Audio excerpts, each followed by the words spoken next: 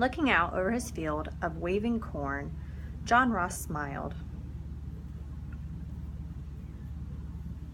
He told his son, "This will be the best harvest of corn we have ever had, and the other crops are just as fine. Life is good here. And one day, all that your mother and I have built will be yours."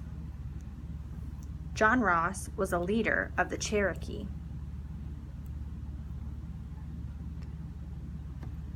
He was rich and successful and had close friends among both his Cherokee and his white neighbors in Georgia. John Ross should have felt very happy with his life. But on that sunny morning in 1830, standing with his son looking out over his cornfield, John Ross knew there was a possibility his son would never own the farm he worked so hard to get and keep. Some white people were jealous of the land and business the Cherokee owned. They wanted land and businesses too. They began asking, "Why don't the Cherokee move? Our government can offer them land farther west, and we will keep their farms and businesses for ourselves." Many of the Cherokee were worried. They did not want to leave their homes, and they were afraid that the U.S. government might force them to leave. John Ross tried many different ways to talk to the U.S. government and pleaded with them not to relocate the Cherokee. The government didn't listen. 2 years prior, in 1828, an Army general named Andrew Jackson had been elected President of the United States. President Jackson was on the side of those settlers who wanted to take Native American land. President Jackson insisted that Native Americans move west to what was called Indian Territory.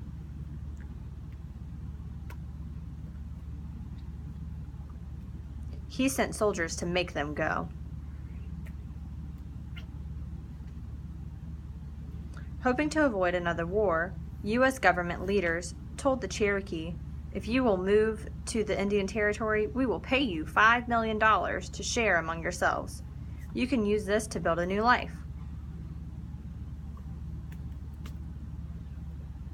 There had already been many wars between Native American tribes and the U.S. government. In many of these wars, the Native Americans lost, and the U.S. government took their land without paying them for it.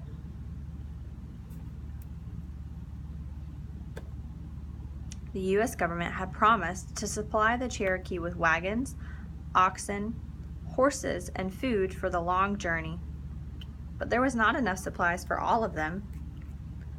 John Ross helped organize the Cherokee to face the problems of a long, difficult journey and a lack of supplies. "We will divide into smaller groups and make sure there is a doctor for each group. We do not have enough food to feed everyone, so we will have to hunt and fish on the way. There are not enough wagons to carry all the children, the old, or the sick. Many of us must walk and carry what we can on our back." When the Cherokee set out, there were so many people that the line stretched for 3 miles.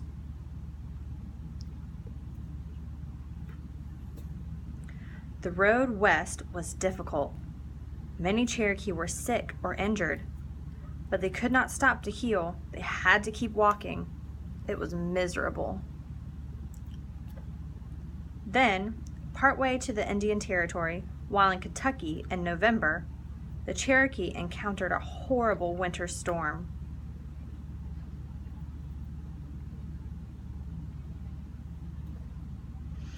Through the bitter cold and falling sleet and snow, the Cherokee continued their journey. Many people died, and even after the storm ended, others were too weak to finish the trip. So many Cherokee died on the way that the survivors called the journey Trail of Tears.